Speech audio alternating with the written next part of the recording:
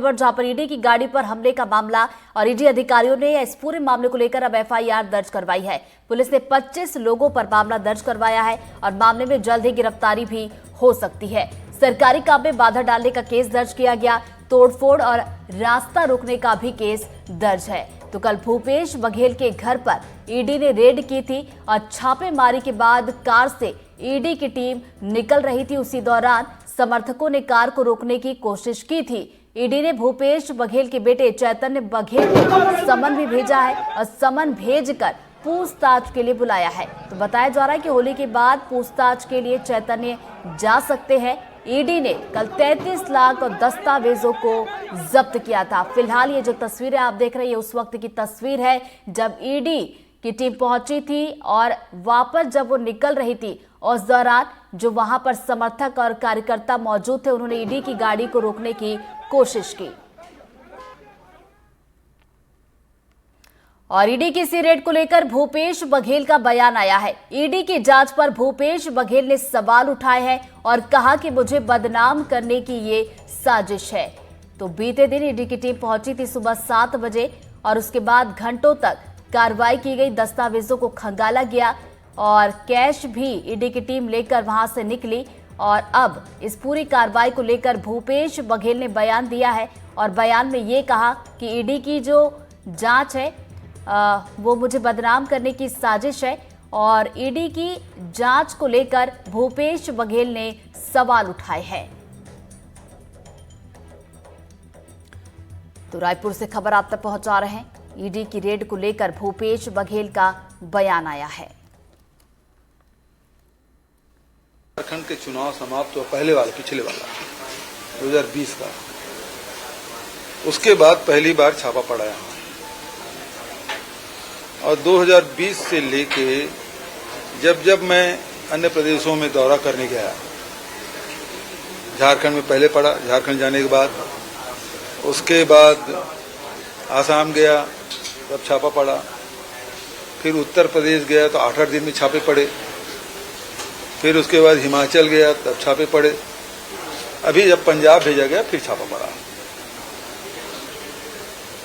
दूसरी बात यह है कि सीडी कांड के बारे में मोदी जी, शाह जी लगातार बोलते रहे, सीडी में फंसा हुआ है, ईडी में फंसा हुआ है। 7 साल लगे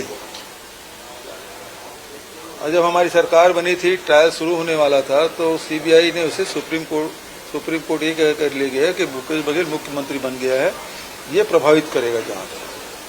5 साल वहां लगता रहा, सरकार बदली तो वापस आया, विड्रा किया केस और जब चार्ज फ्रेम करने की बात आई तो प्रथम दृष्टया पाया गया कि ये फ्रेम करने के लायक नहीं, तो मुझे डिस्चार्ज कर दिया गया।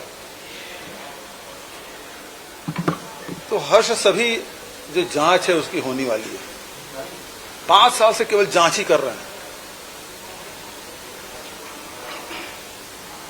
ये इसकी नियत ही यही है कि बदनाम करना, प्रताड़ित करना, परेशान करना, तोड़ना, दबाना, ये उनका काम है। एक तरफ क्या है कि बिना ECIR नंबर के यहाँ आए थे, दूसरा मशीन लाके वो लोग हाइप क्रिएट कर रहे थे, जबकि मिला 33 लाख रुपया जी, है ना, तो कोई बहुत बड़ी राशि नहीं थी। तीसरी बात ये है कि सीडी कांड में प्रधानमंत्री भी बोलते थे, अमित शाह जी भी बोलते थे और 7 साल बाद जब कोर्ट में चार्ज फ्रेम करने की बात आई तो डिस्चार्ज हो गया। तो ये कुल मिला के ये है 3 साल हो गया, 3 साल से 4 साल हो गया 21 की घटना, और अभी तक ये लोग जांच नहीं कर पाए हैं। तो कुल मिला के ये है कि बदनाम करना है। अब जब न्यायालय में खड़ा होगा तो यही होगा जैसे सीडी कांड का हुआ, डिस्चार्ज कर दिया, बदनाम करो, इनके पास और कुछ है ही नहीं। सर, कोई समन जारी किया गया ईडी के द्वारा आपको या चैतन्य बघेल को? मुझे कोई समन जारी नहीं हुआ। चैतन्य को अभी वो सर्च वारंट में तो आए ही थे, तो अब वो प्रक्रिया है, वो उसका पालन करेंगे।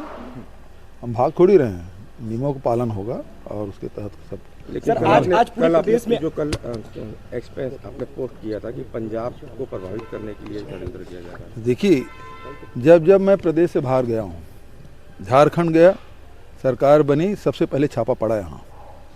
उसके बाद मैं आसाम गया, तब छापा पड़ा। उत्तर प्रदेश गया, तब छापा पड़ा।